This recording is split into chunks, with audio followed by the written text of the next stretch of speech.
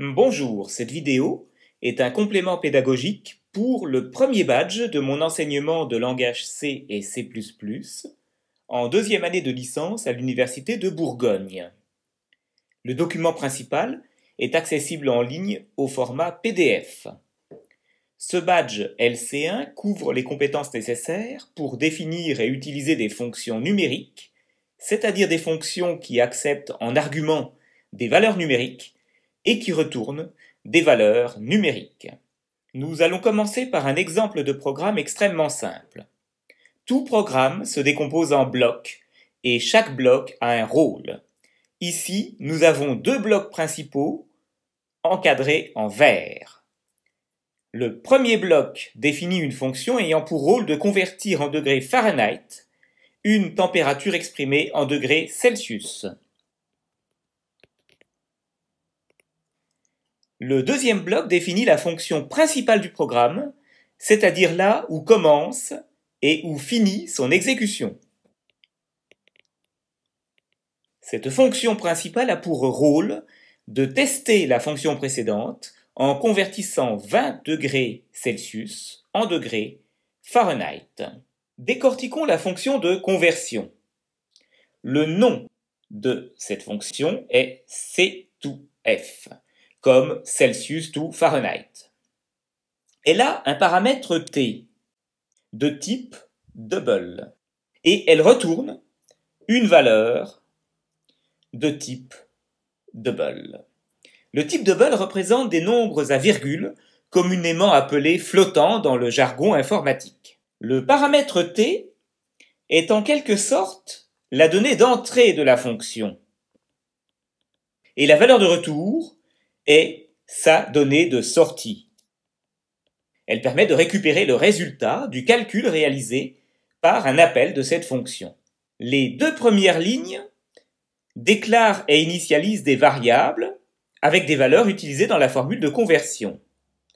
Ces deux variables, nommées pente et delta, sont de type double, tout comme le paramètre et la valeur de retour de la fonction. La troisième ligne fait deux choses. Le calcul de la correspondance de T en Fahrenheit et le retour du résultat. Observons maintenant la fonction principale. Elle retourne une valeur de type int, c'est-à-dire un entier. Mais dans cet exemple, c'est complètement anecdotique.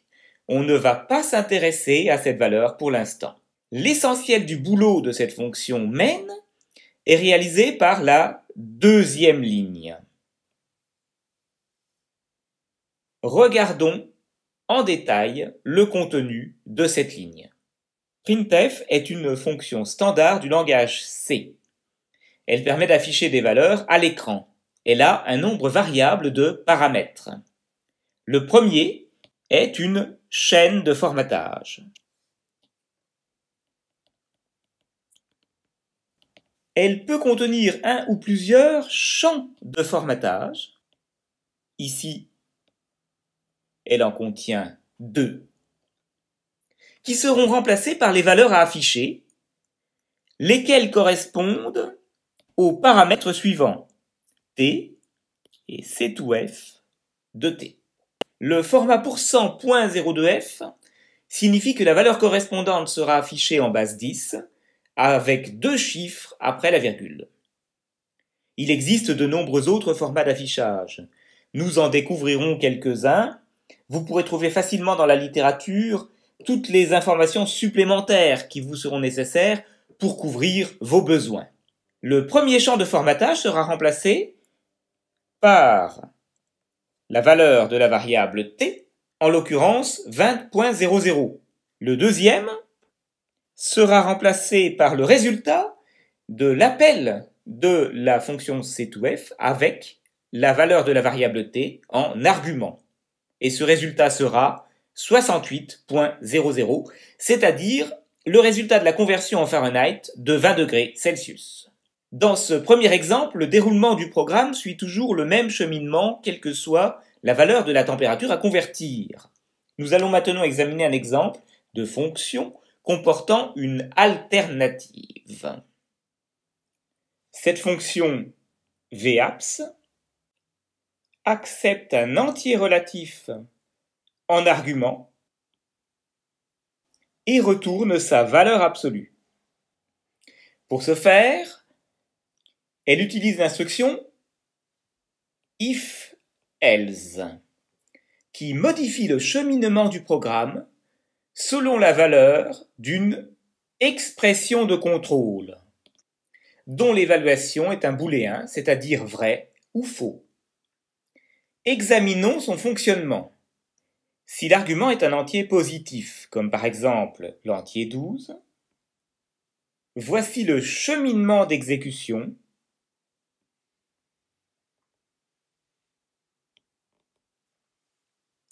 qui aboutit au retour de la valeur 12. Si l'argument est négatif, comme par exemple moins 12, voici le cheminement d'exécution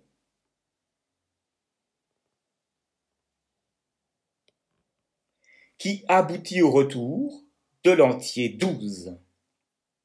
Donc dans les deux cas, nous avons bien le retour de la valeur absolue de x, c'est-à-dire la valeur 12.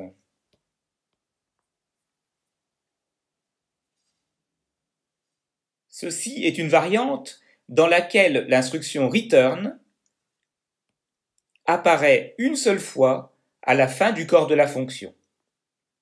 Certains spécialistes préfèrent, voire exigent, de procéder ainsi, mais je ne suis pas persuadé que cela améliore la lisibilité et la compréhensibilité du code. L'important, c'est de bien identifier les blocs et les rôles de chaque bloc en se gardant d'être trop dogmatique. Voici une autre variante dans laquelle on utilise un if sans else, avec les deux cheminements possibles de l'exécution, selon que l'expression de contrôle a la valeur vraie,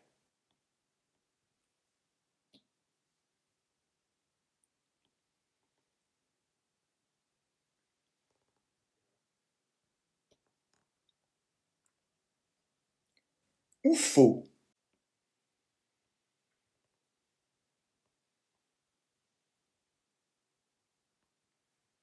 Dans les deux cas, nous obtenons bien la valeur absolue de x,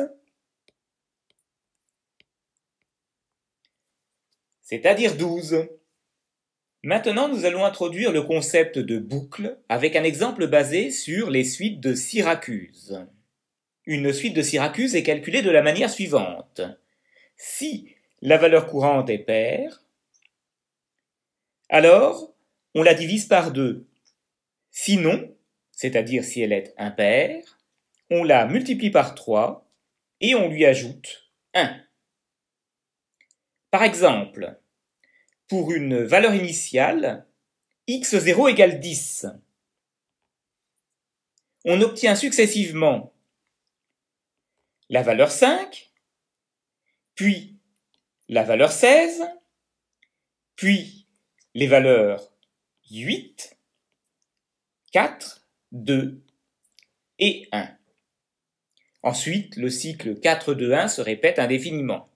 Jusqu'à plus ample informé, quel que soit l'entier strictement positif initial x0, la suite finit toujours par arriver à la valeur 1.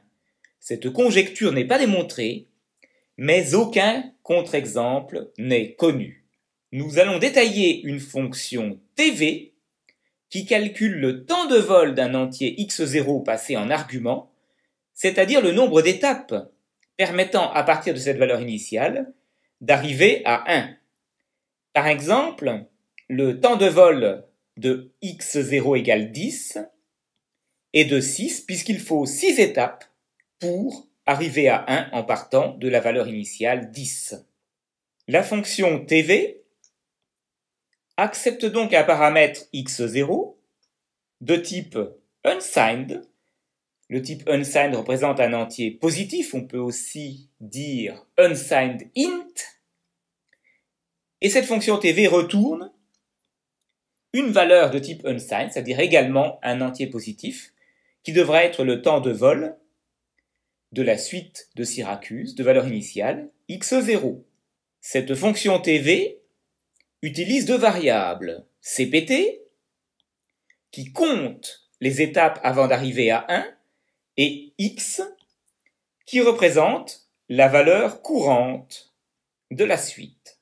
Ces deux variables sont de type unsad, exactement comme le paramètre x0 et la valeur de retour de la fonction TV.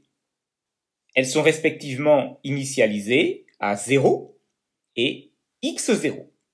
La boucle while est contrôlée par l'expression x différent de 1, ce qui signifie que l'exécution du code situé dans le corps de la boucle, encadré en vert, sera répétée tant que la variable x n'a pas la valeur 1. Le corps de la boucle est lui-même constitué de deux blocs. Le premier incrémente le compteur de temps de vol,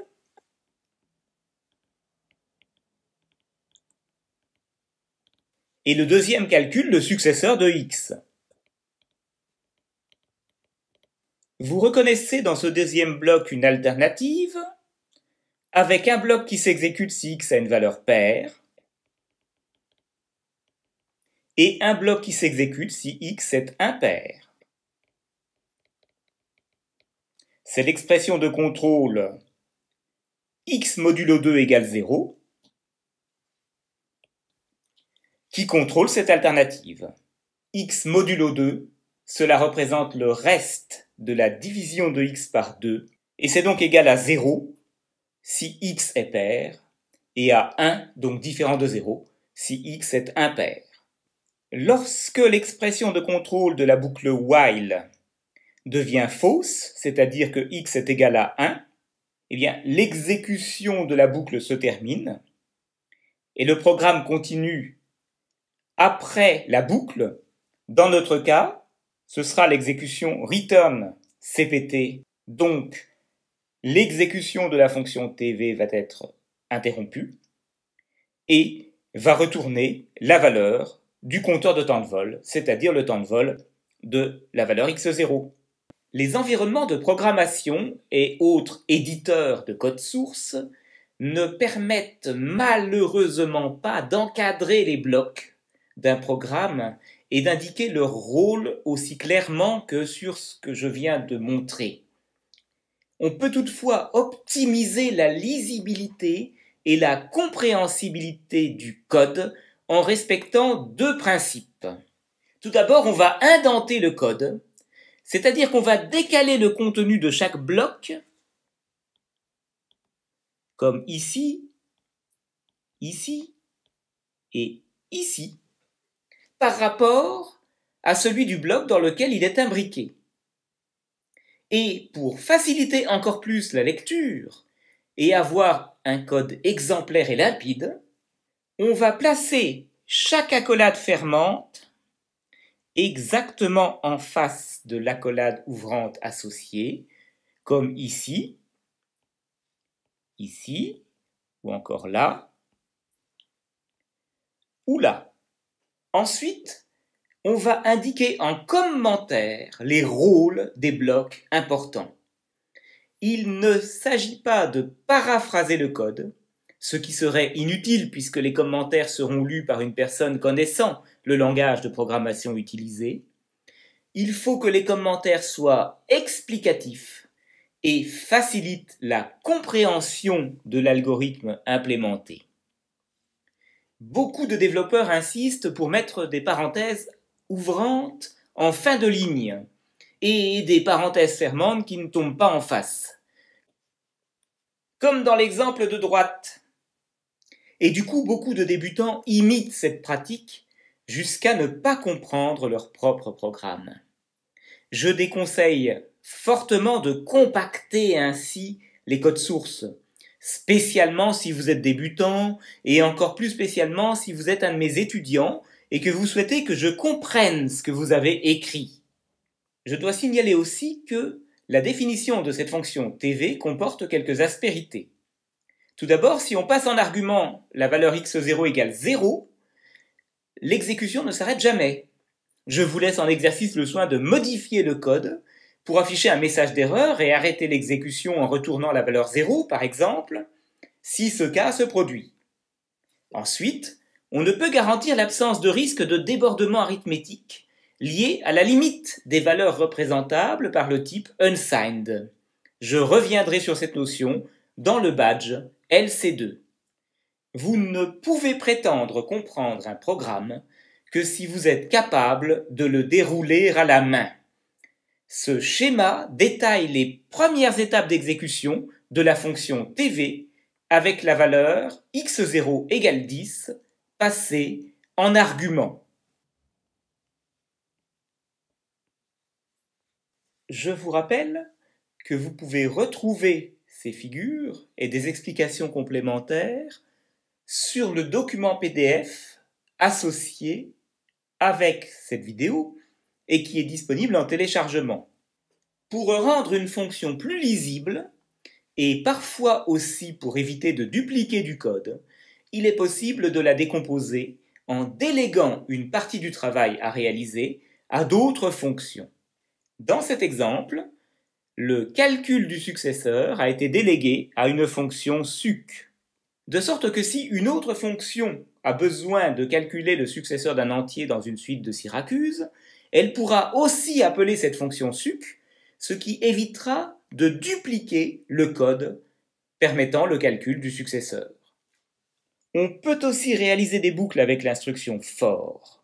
Elle permet de dissocier le corps de la boucle des instructions permettant de contrôler le nombre d'exécutions du code situé dans le corps de la boucle. Ce contrôle est assuré par une séquence d'initialisation qui est exécutée une seule fois, une expression de contrôle qui joue le même rôle que celle de l'instruction while, et une séquence de mise à jour qui est exécutée après chaque itération. Voici une reformulation de la fonction TV utilisant une boucle for avec ici l'initialisation, ici l'expression de contrôle, et ici la mise à jour. Cette version est, je trouve, moins lisible que celle avec l'instruction while, mais ça n'est pas une généralité. Dans certains cas, l'utilisation de for rend au contraire le code plus clair. Nous aurons l'occasion d'y revenir. On peut encore rendre le code moins lisible avec cet exemple, qui évidemment est un exemple à ne pas suivre. Voici encore une autre variante de la fonction TV, qui utilise cette fois-ci l'instruction do-while.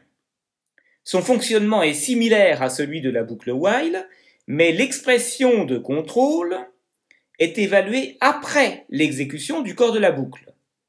Dans notre exemple, l'utilisation d'un do-while complique le code et n'est donc pas pertinente. C'est d'ailleurs souvent le cas, mais pas toujours.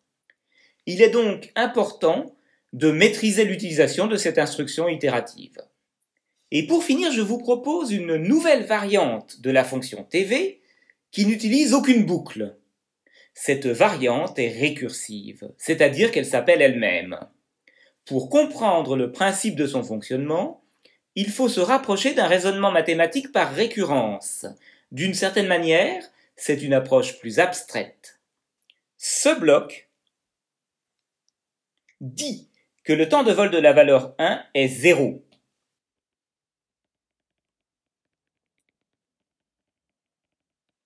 Et ce bloc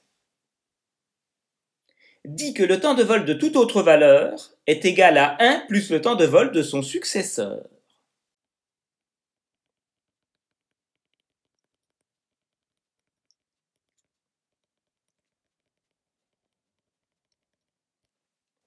Cette formulation récursive, tout comme le raisonnement sous-jacent, est très élégante. Mais en termes de consommation de mémoire, elle est moins efficace que les variantes itératives que nous avons vues précédemment. Si le temps de vol de la valeur passée en argument est trop élevé, l'exécution de cette fonction peut provoquer un plantage avec arrêt du programme. Le langage C étant plutôt dédié à l'écriture de programmes de bas niveau, au sens proche de la machine, Efficace et sobre en termes de consommation de mémoire, nous privilégierons l'approche itérative, sauf lorsque la récursivité simplifie considérablement la conception et la compréhension du code. Merci d'avoir suivi cette vidéo et à bientôt j'espère pour les prochains badges en vidéo ou avec les supports écrits disponibles au format PDF.